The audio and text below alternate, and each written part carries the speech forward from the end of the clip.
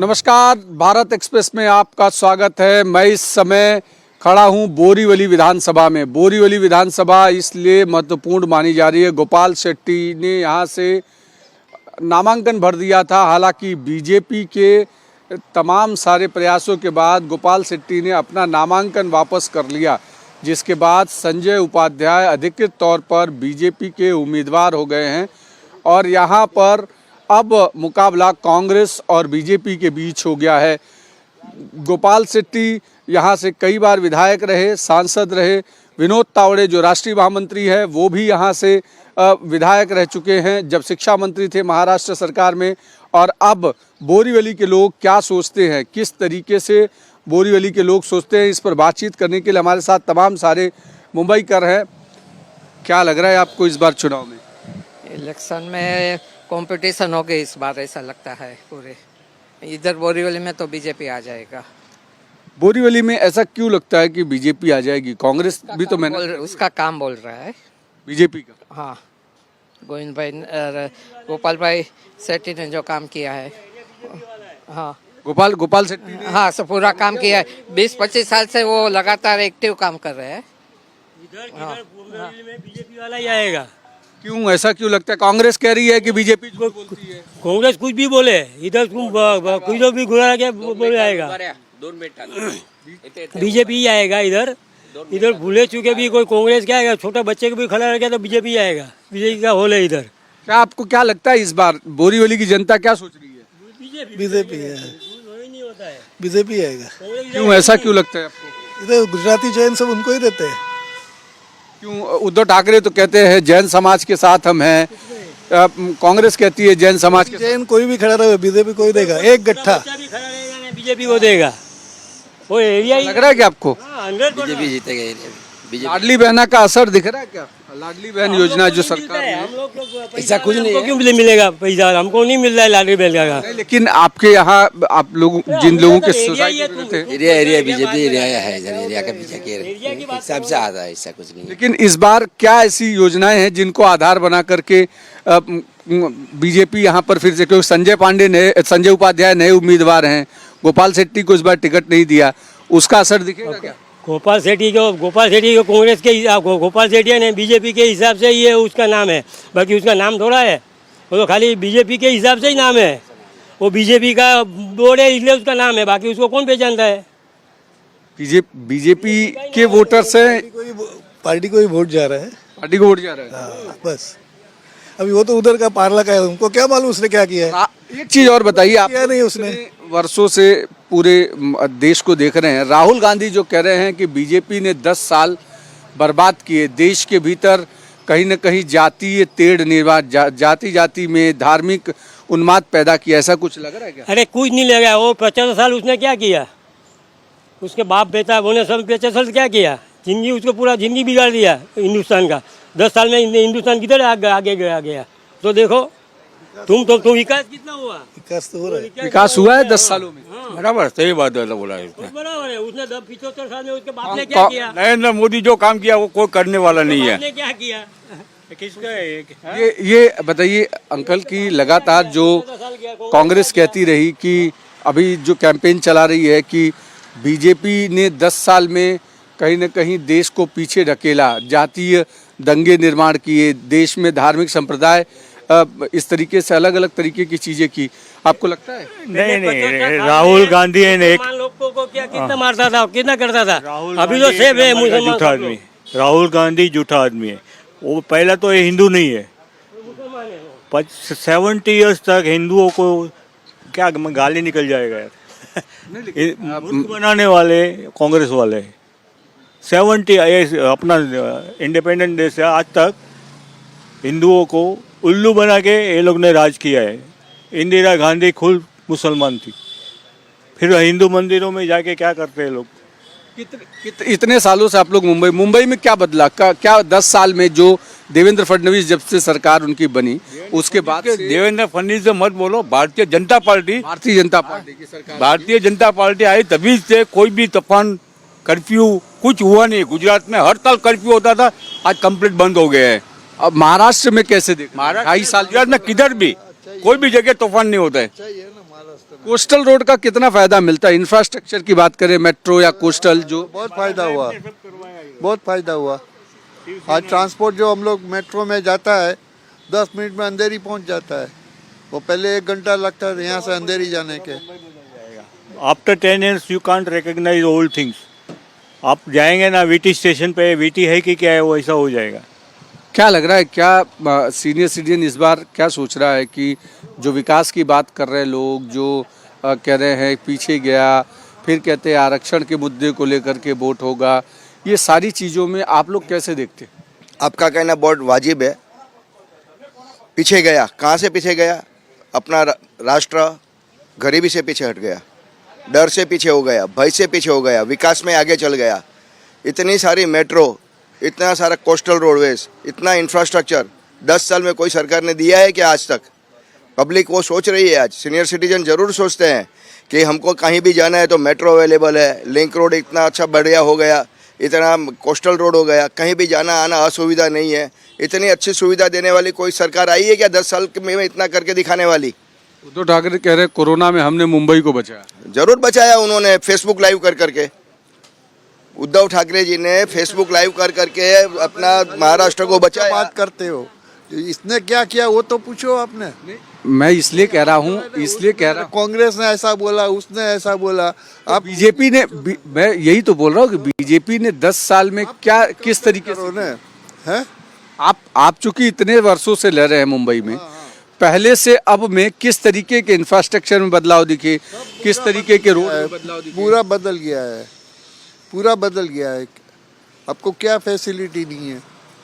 एक ग्राउंड है ना, इधर कूड़ा था, आज 10 साल में देखिए कितना हो गया।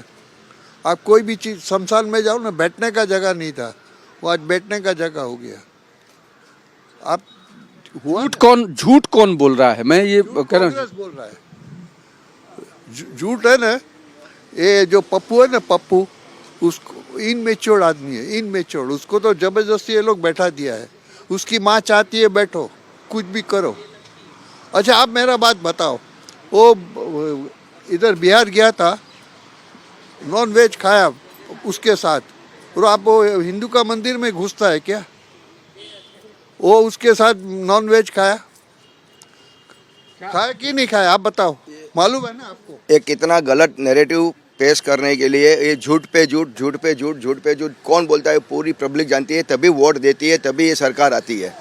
पब्लिक को ऐसा नहीं है, पब्लिक समझती है कि झूठ कौन बोल रहा है और सच कौन बोल रहा है। जब वो मत देने को जाती है तभी ये सब दिमाग में रख के जाती है कि ये आदमी झूठा है, उसको कभी वोट नहीं देना है। आज आप बताइए, ट्रांसपोर्टेशन ऑफ द पॉलिसी किसने की?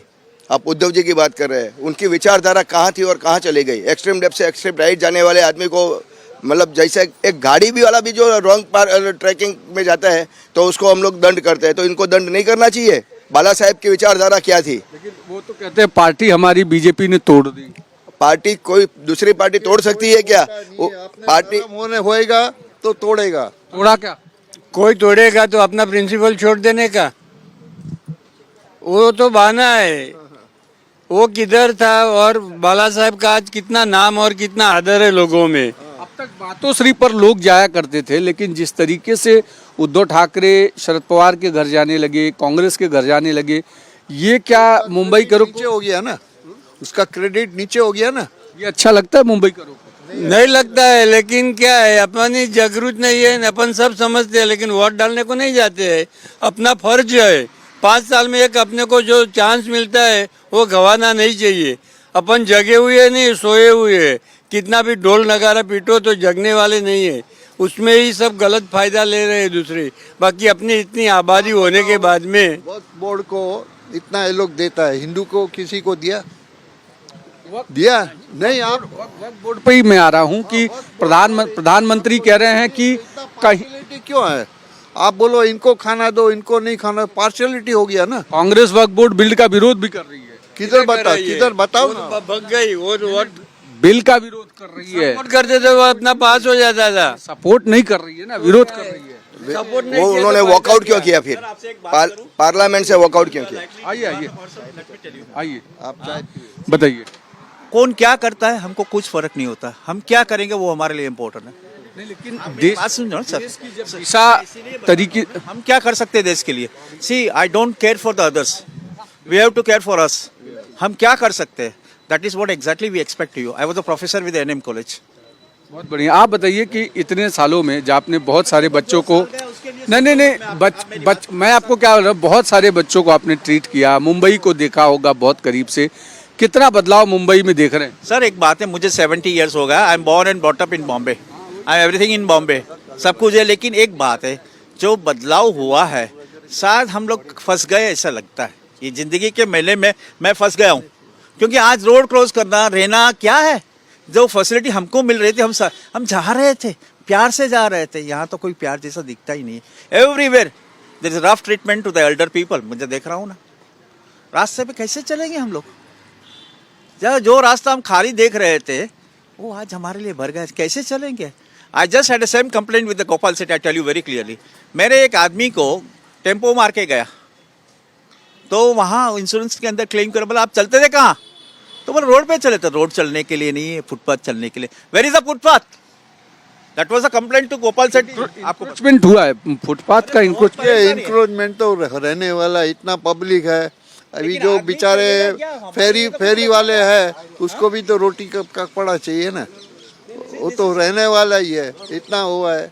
और हम लोगों के पास जाते हैं. सर ये बताइए कि मुंबई कर हैं आप, इतने सालों से मुंबई में हैं, मुंबई में कितना बदलाव इंफ्रास्ट्रक्चर में देख रहे हैं?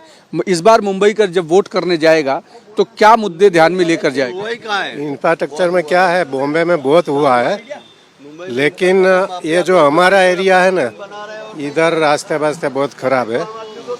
और बहुत कुछ सालों से ऐसे ही चल रहा है, जैसे राजकारण में कैसे उथल पुथल हो रही है वैसा. बाकी सब ठीक है. आप बताइए, आप क्या कह रहे थे? मुंबई में इंफ्रास्ट्रक्चर की आप बात कर रहे हैं, कहाँ हुआ है? जो भी बिल्डिंगें बने वो बिल्डर बनाते और बेच रहे हैं, अपना अपना तो फ्लैट ले रहे हैं. और इंफ्रास्ट्रक्चर का अपना फायदा क्या? इंफ्रास्ट्रक्चर नहीं है, इंफ्रास्ट्रक्चर रास्ता है, रास्ते तो अपनी इतनी पब्लिक बढ़ी तो ऑटोमेटिक बढ़ेगा ही ना.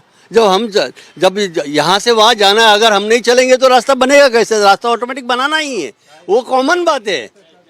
कॉमन बात है, रास्ता बनना कोई बड़ी बात है, वो इंफ्रास्ट्रक्चर नहीं बोला जाता है. गलत बात है ये. इंफ्रास्ट्रक्चर रोड तमाम वक्र बोर्ड की बात करता हूँ. वो लोग आए थे तो उधर से जगह लेके आए थे, पूरा हिंदुस्तान का है, ये खैरात दे दिया, बाप का माल है. और जब मोदी जी विरोध करते हैं, हिंदुत्व लड़के जितने आने वाला भी सपोर्ट नहीं किया. क्या एक वक्र बोर्ड सही है? आपकी जगह है और दो मुल्ला जी आके बोलेंगे हमारी जगह हो गया, उसके सामने अपन लड़ भी नहीं सकते. ये कौन सा कानून, कैसा कानून बना दिया? कांग्रेस ने बना दिया. उनकी धर्म की रक्षा हम करना क्या मतलब नहीं है? बना दिया. आज भी फिर अंधे लोग कांग्रेस को आज भी वोट दे रहे हैं. अगर हिंदू सही है, वक्र बोर्ड का इतना गलत इस्तेमाल हो रहा है तो कांग्रेस को वोट देना ही नहीं चाहिए. मुंबई कर क्या सोचते हैं? क्योंकि बोरीवली विधानसभा को कहा जाता है कि ये बीजेपी का गढ़ है, यहाँ से बीजेपी का कोई भी उम्मीदवार जल्दी हारता नहीं है. इस बार संजय उपाध्याय को बीजेपी ने यहाँ से उम्मीदवार बनाया है. गोपाल शेट्टी इच्छुक थे लेकिन उनका टिकट काट दिया गया. तमाम सारे लोग हमारे साथ हैं. आप ये बताइए कि किस तरीके से देखते हैं? इस बार वक्फ बोर्ड की बात हम कर रहे थे. वक्फ बोर्ड जो है उसको लेकर के केंद्र सरकार कानून बनाना चाहती है. कांग्रेस कहती है कि मुसलमानों पर ज्यादती हो रही है. बिल्कुल नहीं हो रही ना. जिसका जो हक है, एक बोलने से होता है. जिसका जो हक है उसको ऐसा ही मिलना चाहिए ना. जिसका हक नहीं है उसको क्यों मिलना चाहिए? कोई भी बेटा दो हो मगर उसका एक हक है, उसको मिलना चाहिए. बिल्कुल. आप बताइए कि आप जो बोल रहे हो जबरदस्ती हो रही, किधर हो रही है? अरे मैं नहीं बोल रहा हूँ, कांग्रेस. हाँ, कांग्रेस बोल रही है, उसकी ही बात है ना. मैं आपको ऑन बिहाफ उसको बता देना तो नहीं दिखता. कहे गलत बोलते हैं और गलत पब्लिक को याददाश्त रहती नहीं है. 2 दिन सुन लेती है, फिर तीसरे दिन भूल जाती है. उसको तो ऐसा बदला देना चाहिए ना, जिंदगी में खड़ा ही नहीं हो जाए. इतना वक्र बोर्ड का इतना कानून, अंधा कानून बना के हिंदू लोगों के. क्या लग रहा है इस बार मुंबई की जनता किस तरीके से कर रहे हो आप? किसको खड़ा कर रहे हो? मुंबई में बीजेपी फाइनल है बीजेपी. नहीं, वक्र बोर्ड का जो वक्फ बोर्ड को तो हटा ही देना चाहिए. उसकी जरूरत क्या है हिंदुस्तान में? वक्फ बोर्ड क्यों? उसको हटाओ तुरंत। वो लेके आए थे, अपनी हाँ। जगह है। और अभी इतना उसका मुद्दा अभी क्यों निकला? अभी तक कहाँ था उसका मुद्दा? अभी तक कहाँ था? नीलाबेन बताइए कि जो लाडली बहना योजना जो राज्य सरकार ने चलाई, पहले कांग्रेस ने इसका विरोध किया, कहा कि ये महिलाओं को घुस देने की प्लानिंग है। अब कांग्रेस खुद 3,000 रुपए देने की बात कर रही है, तो महिलाएं किस पर भरोसा करेंगी? महिला भाजपा पर भरोसा करेगी, महिला महायुति पर भरोसा करेगी। मैं आपको बताना चाहती हूँ कि कभी भी भारतीय जनता पार्टी या उसके सहयोगी दल जब सत्ता में रहते हैं तब वो योजना जाहिर कर देते हैं, योजना का अमलीकरण भी शुरू कर देते हैं। हम ऐसा नहीं है कि मैनिफेस्टो में डाला। मैं आपको याद दिलवा दूं, इसके पहले के चुनाव में, हाँ देखो ये पब्लिक सब जानती है। आपको मैं बता दूं, इसके पहले कांग्रेस ने एक आम चुनाव के दौरान मैनिफेस्टो में डाली हुई बातें बोला वो प्रिंटिंग मिस्टेक था। तो जो लोग सत्ता में रहते हुए तो कोई काम करते नहीं है और ऊपर से मैनिफेस्टो में दिए हुए वचन को भी वो शब्दों का प्रिंटिंग मिस्टेक बताते हैं। लाडली बहना योजना हम सत्ता में थे, आज 5 महीना पहले से अमलीकरण शुरू हो गया है भाई साहब। दिवाली के पहले से, रक्षाबंधन के समय से अमलीकरण शुरू हुआ है। जब इन लोगों ने क्या किया, लाडली बहना योजना को, एक किसी बहन को कोई भाई पैसा दे रहा है और आप जाके उसको बोलोगे कि भाई मत दो, या उस चीज को रोकने के लिए आप भरसक प्रयास करोगे, तो इससे बड़ा पापी आत्मा और कोई नहीं है। आप बताइए कि यूथ क्या सोचता है इस बार की, यंग जनरेशन जो नौकरी पेशे वाले लोग हैं, अपोजिशन लगातार कह रहा है कि बेरोजगारी देश में बढ़ी है, प्रधानमंत्री झूठ बोल रहे हैं, युवाओं के पास रोजगार नहीं है, इंडस्ट्री गुजरात चली जा रही हैं, ये तमाम सारी चीज़ें लोगों के पास आ रही हैं जो अपोजिशन लगातार बोल रहा है। आप कैसे सोचते हैं? सर कहाँ बेरोजगारी बड़ी कम हुई है? आज जनरली आप देखो सारी जगह पे जो वैकेंसी इतनी भर भर के जो मोदी जी ला रहे हैं, अब महाराष्ट्र में वैकेंसी ला रहे हैं, मुझे ये बताओ कहाँ से बेरोजगारी हुई है? और मुझे आपसे एक प्रश्न पूछना है कांग्रेस को कि राहुल गांधी ने 2019 में कहा था कि मैं एक ऐसी मशीन लाऊंगा कि जो आलू डालूंगा यहाँ से सोना निकलेगा। कहाँ है मशीन? हो कहाँ है मशीन? जब वो बोलते कि बेरोजगार है, कहाँ है बेरोजगारी? आप मुझे बताइए। आप कहीं पे भी देखिए, स्मॉल स्केल इंडस्ट्री देखिए, सभी को लोन दिया जा रहा है, हर एक किसी को अपने पैर पे खड़ा होने का मौका मिल रहा है, तो कहाँ पे है बेरोजगारी? धंधा व्यवसाय कम हुआ है क्या लोगों का? नहीं, एकदम सही चलता है, जरा भी कम नहीं हुआ है। जिसको करने का नहीं है उसको तो मिलेगा ही नहीं। काम जहाँ खुद नहीं करेगा तो फिर कहाँ से मिलेगा? धंधा तो इतना है कि न पूछो बात, करना चाहिए। आपको मैडम बताइए कि क्या लगता है इतने सालों में मुंबई में जो बदलाव हुआ, महिलाओं की सुरक्षा की बात बीजेपी भी कर रही है, कांग्रेस भी कर रही है, महिलाएं सुरक्षित कैसे हैं और किसके समय में ज़्यादा सुरक्षित है? भाजपा के। कांग्रेस नहीं, भाजपा। तो पहले से बदलाव दिख रहा है तमाम सारी योजनाओं में? किस तरीके से बदलाव दिख रहे हैं? जो कांग्रेस के समय में योजनाएं तमाम सारी चल रही थी, राजीव गांधी हमेशा एक बात कहते थे कि अगर 1 रुपया दिल्ली से भेजा जाता है तो 15 पैसा 20 पैसा पहुंचता है, बाकी करप्शन में इधर उधर। अब सीधे जो अकाउंट में पैसे आ रहे हैं उससे कितना फ़ायदा आम आदमियों को मिल रहा है? आज आपने देखा लाड़की बहन योजना में सीधा पैसा डायरेक्ट का बेनिफिशियरी के अकाउंट में जा रहा है, किसान का पैसा डायरेक्ट बेनिफिशियरी के अकाउंट में जा रहा है, जो भी योजना आती है उसका डायरेक्ट पैसा बेनिफिशियरी के अकाउंट में जा रहा है। और राजीव गांधी जी ने तो पहले सेल्फ डिक्लेरेशन दे दिया था कि 10% ही है, बाकी 90% तो हम लोग की जेब में जाते हैं उनकी सरकार में। उसके बारे में उन्होंने सोचा नहीं और बोल दिया। तो वो सरकार ऐसी थी, सोचती नहीं थी, खाली बोलती थी, ऑन द पेपर योजना बनाती थी और ऑन द पेपर ब्रिज बनते थे, ऑन पेपर तालाब बनते थे, ऑन पेपर बहुत कुछ बन जाता था, पर पैसा सब जेब में जाता था, जो राजीव गांधी जी ने खुद अपने आप मुंह से कबूल किया था। आप ये बताइए कि बोरीवली में आप रहते हैं, इस बार क्या यहाँ की पब्लिक चाह रही है, किस तरीके से, क्या बदलाव चाह रही है? आप अभी सर बदलाव में ये चाह रही है कि ये वीर सावरकर गार्डन उद्यान को मुझे लगता है काफ़ी साल हो गए, लगभग 20 साल के ऊपर हो गया है। हमारे श्री नरेंद्र मोदी जी हमारे प्रधानमंत्री के हाथों से ये उद्यान का उद्घाटन हुआ था और आज इतने सालों के बाद में भी हमको इसमें कुछ रिनोवेशन चाहिए। हमारे यहाँ पर जो भूतपूर्व एमएलए थे गोपाल शेट्टी जी, वो भी यहाँ पर आए थे 26 जनवरी को, तो उन्होंने भी कहा था कि इसमें अभी रिनोवेशन चाहिए। आप भी देख सकते हो, यहाँ पर एक वीडियो ले लीजिए, तो अभी यहाँ पर मोटिवेशनल अभी सबको हो रहा है, मतलब फिटनेस के लिए। तो फिटनेस के लिए यहाँ पर ये इसका पाथ है, ये बरोबर नहीं है, ठीक नहीं है। यहाँ पर कुछ अच्छा योगा के लिए है, कुछ जिम के लिए है, कुछ जगह अच्छा करना चाहिए यहाँ पर। इसको वापस कुछ रिनोवेशन करना चाहिए, रिनोवेशन करना चाहिए। और क्योंकि काफ़ी ये बिगड़ गया है, तो इसका अभी कुछ अच्छा जीर्णोद्धार करना चाहिए। आप बताइए कि टूटे फूटे हैं, जिम के साधन है उधर, तो सब टूटे फूटे हैं। तो क्या मतलब अब जो नए लोग चुन के आएंगे उनसे आप लोग एक्सपेक्ट कर रहे हैं कि कम से कम इसको सही तरीके से, हाँ जरूर हम चाहते हैं। वोटिंग करते समय क्या मुद्दे ध्यान में रहेंगे आपके? किन मुद्दों को ध्यान में रख करके वोटिंग करने के लिए जाएंगे आप? वोटिंग करने जाएंगे? हाँ जाएंगे ना 20 तारीख को। तो क्या दिमाग में क्या रहेगा कि इस बार? हमारा तो पहले से बीजेपी है। क्यों बीजेपी है? कुछ तो वजह होगी ना। नहीं, वो हिंदू तरफ ही है। हिंदुत्व पर, हिंदुत्व के मुद्दे पर क्या आपको लगता है कि कहीं न कहीं जो हिंदुत्व को लेकर के कांग्रेस अग्रेसिव होती है, हिंदुत्व के खिलाफ भगवा आतंक जैसे शब्द का इस्तेमाल उस समय में हुआ, उसको लेकर के लोग अब तक ये सोचते हैं क्या? भगवा आतंकवाद शब्द कैसे नैरेटिव आया वो अभी एकदम उगड़ गया। उनके ही एक नेताजी ने बता दिया कि ये हमारा नैरेटिव सेट करने का कारण था। और ये अब कांग्रेस हिंदुत्व के विरोध कभी होती है? जब चुनाव आता है तो वही रुद्राक्षी माला पहनना, वही त्रिपुंड लगाना, वही मंदिर में जाके साष्टांग प्रणाम करना। वो राहुल गांधी जी की वीडियो अनेक देखे सब लोग ने। कहाँ हिंदू विरोध वही है? खाली मत लेने के लिए, मत कुछ तबके के मत पाने के लिए अगर हिंदुत्व को आप उपसाया जाए, वो उनको मालूम है नैरेटिव्स कैसे सेट किया जाता है। मेरे को एक टप्पे का मत लेने के लिए ये सब नैरेटिव सेट होता है। बाकी राहुल गांधी कभी भी हिंदू विरोधी में जाके तो फिर हिंदू विरोधी क्यों नहीं बोल रहे थे अपने को कि मैं हिंदू विरोधी ही हूँ?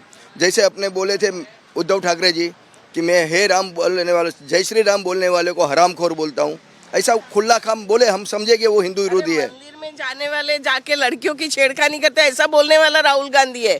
कैसे इस बंदे पे भरोसा किया जाए? आज वो जो संविधान की कॉपी लेके घूम रहा है, उसके अंदर पन्ने कोरे हैं। संविधान का सम्मान देखना। यहाँ पे आमदार विनोद तावड़े जब थे तो देख लीजिए जाके, अटल उद्यान में संविधान की पूरी कॉपी लगी, आप जाके बकायदा पढ़ सकते हैं। उसको संविधान का सम्मान बोलते हैं। हाथ में कॉपी लेकर कोरे पन्ने उड़ाने से संविधान का सम्मान नहीं होता है। क्या लग रहा है कि महिलाओं की सुरक्षा हो या संविधान की बात हो, जो तमाम सारे मुद्दे हैं, क्या लग रहा है आपको कि कितना राहुल गांधी जो कह रहे हैं कि संविधान खतरे में पड़ गया है क्या सही में संविधान खतरे? पहली बात तो ये, मैं न्यूज़ वगैरह मैं देखती नहीं हूँ, इतना मुझे मालूम नहीं है। सिर्फ बोरीवली में इस बार क्या देख रहे हैं बदलाव? इतना मुझे मालूम है, मोदी के आने से बदलाव तो है, सब जगह बदलाव है। उसमें किस तरीके की सुरक्षा हो, लेडीज की सुरक्षा हो, देश तरक्की तक कर रहा हो, पब्लिक का प्यार है मोदी की तरफ, इतना ही मुझे पता, ज़्यादा नहीं पता। पब्लिक का प्यार दिखाई पड़ रहा है। आप अंकल आप ये बताइए कि लगातार जिस तरीके से संविधान खतरे में कहा जा रहा है, संविधान की दुहाई दी है, इस बार पिछली बार भी पूरा चुनाव संविधान पर हुआ, इस बार भी पूरा चुनाव संविधान पर ही जा रहा है कि संविधान खतरे में है। सही में खतरे में? ऐसा कोई नहीं है, ये लोग रूमर फैला रहे हैं। और जो राहुल गांधी जो संविधान की बुक लेके घूम रहे हैं, वो अंदर से तो कोरी है, अंदर किताब में कुछ नहीं है, खाली ऊपर का जो पन्ना है उसके ऊपर ही लिखा है। और दूसरी बात, इधर सावरकर गार्डन में सावरकर की प्रतिमा के सामने खड़े हैं, राहुल गांधी के मुंह से सावरकर के बारे में कोई अच्छी बात निकलती है कभी? उसकी बुराई करती है। और ये जो पार्टी के हैं अपने उद्धव ठाकरे है, शरद पवार जी है, वो लोग उसके साथ गठबंधन करके बैठे हैं। संविधान खतरे में है क्या? कौन बोला संविधान खतरे में? संविधान खतरे में तब था जब इमरजेंसी लगी थी। संविधान खतरे में तब था जब सब नेताओं को आधी रात को जेल में लगा दिया था। संविधान खतरे में तब था कि किसी को बोलने की आज़ादी नहीं थी। संविधान खतरे में तब था कि न्यूज़पेपर में छपने की किसी को आज़ादी नहीं थी। संविधान खतरे में तब था जब इन लोगों ने जुल्म ओपोजिशन पार्टी, तब की ओपोजिशन पार्टी में बरसाए थे। आज आपको आज अगर संविधान खतरे में हुए तो क्या ये विरोध पक्ष वाले नेता इतने बढ़ चढ़ के बोल सकते थे क्या? वही संविधान का आज दाखला दे रहे हैं। आज वो संविधान अगर लागू किया जाए तो क्या इनके बारे में कुछ बताने के लायक रहते थे ये लोग? तो बिल्कुल खतरे में नहीं है। संविधान खतरे में जब आया तब उनकी सरकार खतरे में आ गई थी। हम जब ये लोग ने नैरेटिव सेट किया कि अपना संविधान खतरे में, तो सरकार बनी। संविधान वाकई में खतरे में होता तो 77 में आपने देख लिया कि 75 के बाद संविधान रियल में खतरे में था, पब्लिक समझ चुकी थी।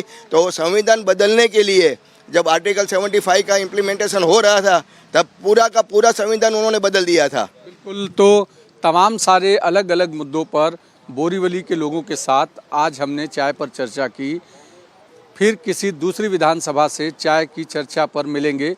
तब तक आप देखते रहिए भारत एक्सप्रेस।